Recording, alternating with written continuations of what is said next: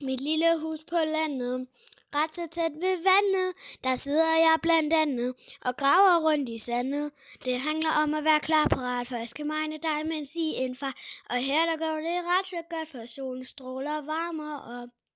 Men når så solen den går ned, og zombierne de kommer frem, så er det godt, jeg har trænet mit eng, for det er nu, at jeg skal vise, jeg kan ramme.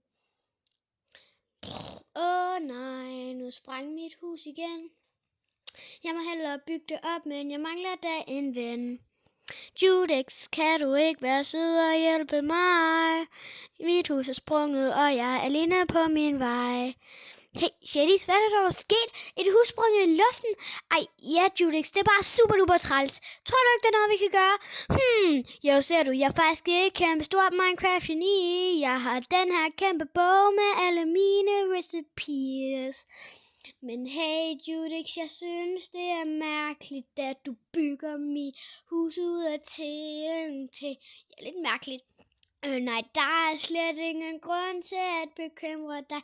Det her, det er det hus, som jeg bedst kan lide. Nej, nu sprang mit hus igen. Jeg må hellere bygge det op, men jeg mangler da en ven. Judex, kan du ikke være sød og hjælpe mig? Mit hus er sprunget, og jeg er alene på min vej. Hak, hak, tag en blok, nu er vi i gang, og vi kan ikke få nok. Hak, hak, tag en blok, og mange tak for 50.000 subs. Hak, hak, tag en blok, nu er vi i gang, og vi kan ikke få nok. Hak, hak, tag en blok, og mange tak for 50.000 subs. Nej, nu sprang mit hus igen. Jeg må hellere bygge det op, men jeg mangler da en ven. Judex, kan du ikke være sød og hjælpe mig? Mit hus er sprunget, og jeg er alene på min vej.